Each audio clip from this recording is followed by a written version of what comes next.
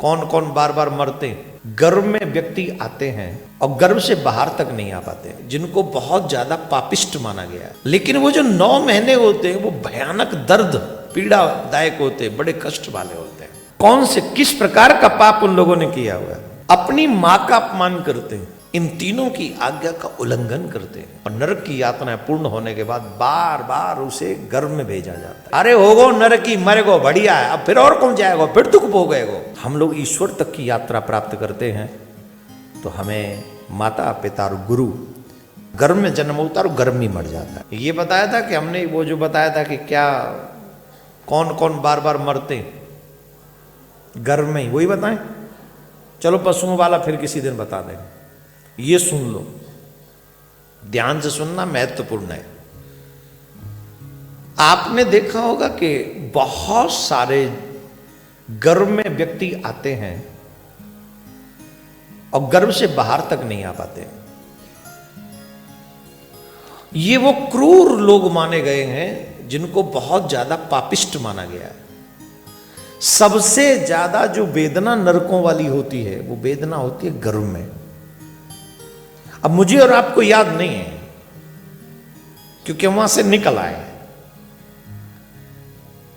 इसलिए हमें ये वेदना न मालूम है न याद है और हम लोग इसे ठीक है होगा टाल जाते हैं।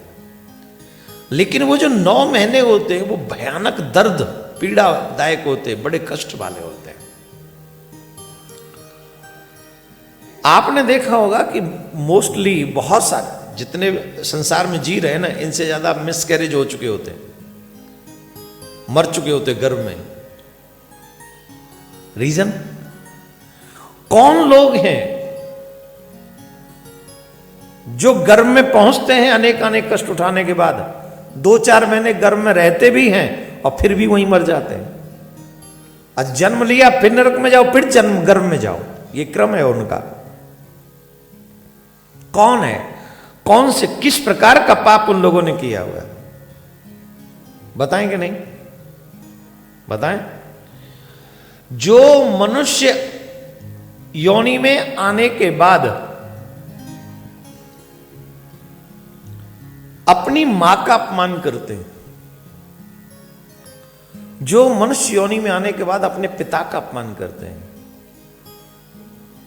जो मनुष्य योनि में आने के बाद अपने गुरु का अपमान करते हैं, इन तीनों की आज्ञा का उल्लंघन करते हैं, इन तीनों को क्रोध भरी दृष्टि से देखते हैं, इन तीनों पर बार बार किसी न किसी वाणी के द्वारा, व्यवहार के द्वारा अपराध करते हैं।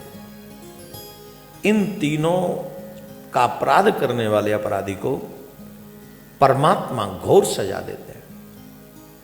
मरने के बाद उसे नरक की यातनाएं दिलवाते हैं और नरक की यातनाएं पूर्ण होने के बाद बार बार उसे गर्भ में भेजा जाता है।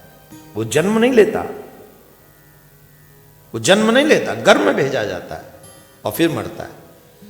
भाई ये बात मैं बहुत प्रमाणित कह रहा हूं, पुराण की बात कह रहा हूं, लेकिन मुझे इस बात को बोलते बोलते याद आ रही है। किसी हमारे ही गांव में किसी का बच्चा ऐसे ही समाप्त हो गया, गर्भ में हो गया 2-4 महीने के बाद में। तो गांव की बड़ी बूढ़ी का करी पता है? गांव की बड़ी बूढ़ी करी, अरे होगो नरकी मरेगो बढ़िया है, अब फिर और कौन जाएगो, फिर दुख भोगेगो, होगो कोई नरकी। जो यहां ना आयो पूरा और फिर आगे जाके एक बूढ़ी बड़ी मां जिसने पुराण नहीं पढ़े वो कह रही होगो कोई नरकी। नरकी माने नरक में वास करने वाला। इसलिए मनुष्य जीवन बार बार नहीं मिलता। इसी मनुष्य के जीवन में हम लोग ईश्वर तक की यात्रा प्राप्त करते हैं तो हमें माता पिता और गुरु इन 3 के अपराध कभी नहीं करने चाहिए। इन 3 जो कहें हमें इनकी आज्ञा का पालन करना चाहिए। ये अपराध करने वाला व्यक्ति बार बार गर्भ में जन्म लेता है, जन्म होता नहीं उसका, गर्भ में जन्म होता और गर्भ में मर जाता है। तो बहुत बड़ा अपराध माना गया है माता पिता और अपने गुरु का अपराध करने वाले को।